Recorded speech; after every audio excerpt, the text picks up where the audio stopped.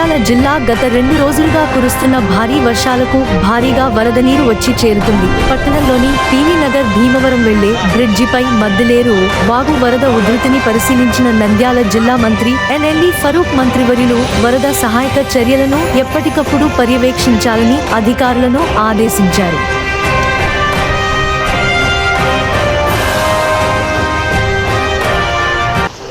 ముప్పు ప్రాంతాలలో చేయాల్సిన చర్యలకు తగిన సూచనలు చేశారు. మంత్రి ఆదేశాలతో వరద ముప్పు ప్రాంతాలకు అవసరమైన ఆహారం, త్రాగునీరు సరఫరా గురించి ఆరా తీశారు. నంద్యాల పట్టణంలోని పలు ప్రాంతాలలో అధికారులతో కలిసి పర్యవేక్షించారు. కుండనది వరద ఉధృతిపై లోతట్టు ప్రాంతాలలో ప్రజలను అప్రమత్తం చేయాలని అధికారులను ఆదేశించారు.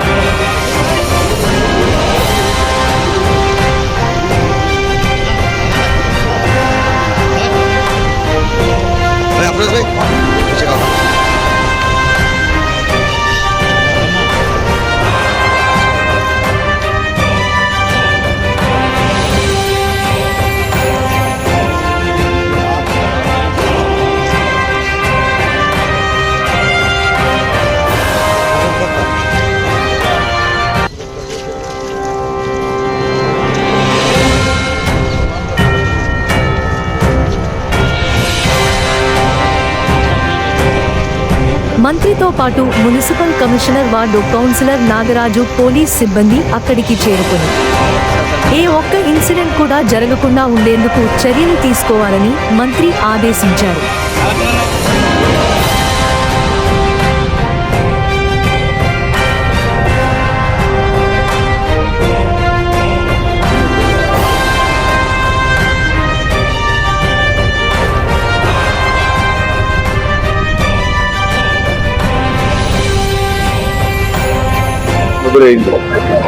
పెద్దగా లేదనుకున్నాము. పై ప్రాంతాల్లో కూడా వర్షాలు పడినాయి. రాష్ట్రం అంతా, దేశం అంతా వర్షాలు పడతా ఉన్నాయి. ఈ పరిస్థితుల్లో నంద్యాలలో రాత్రి కూడా రివ్యూ చేశాం. రాత్రి కూడా అందరం వచ్చి చూసాము. కలెక్టర్ గారు వచ్చారు, ఎస్పీ గారు వచ్చారు, అందరూ పోలీసులు కూడా నైట్ అంతా మానిటరింగ్ చేశారు.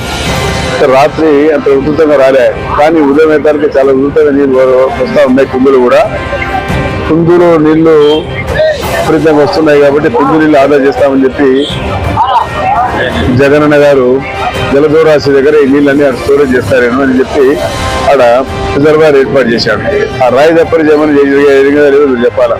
కనీసం ఈ నీళ్ళన్న పెట్టి ఆడ స్టోరేజ్ అంటే ఈ పరిస్థితి వచ్చేది కాదు. దాదాపుగా అనాదిగా ఈ ప్రాంతంలో చాలా తక్కువ ప్రాంతం కాబట్టి ఇక్కడ పేద ప్రజలు నివసిస్తారు కాబట్టి వారికి మొదటి నుంచి కూడా ప్రభుత్వం అండగా ఉండి అన్ని కార్యక్రమాలు చేశాం. మళ్ళీ ఇప్పుడు కూడా వాళ్ళు అప్రమత్తం చేస్తూ ఉన్నాం.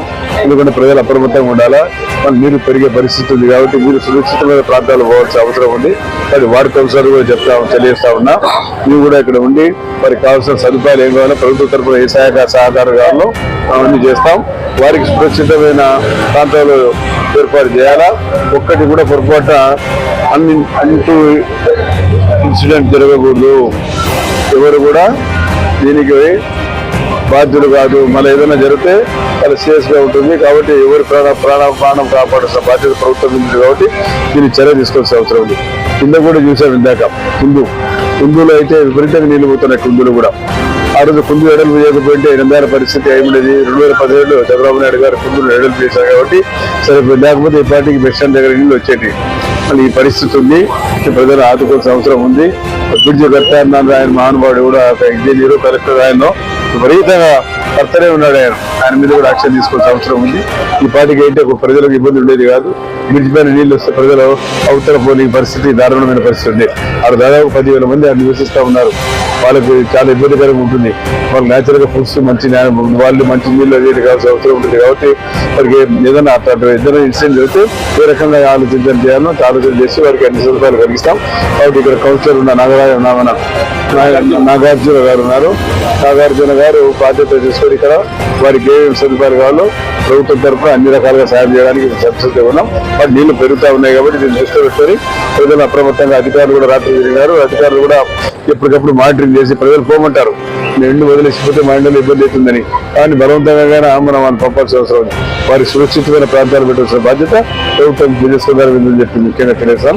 వారి నీళ్లు పెరుగుతున్నాయి కాబట్టి దీన్ని దృష్టిలో పెట్టుకొని అధికారులు కూడా వారికి నచ్చజెప్పి సురక్షితమైన ప్రాంతాలు పెట్టాల్సిన అవసరం ఉందని చెప్పి వారికి కావాల్సిన ఫుడ్ వాటర్ అన్ని రకాలుగా సౌకర్యాలు ఏర్పాటు చేస్తారని కూడా తెలియజేస్తా ఉన్నాను.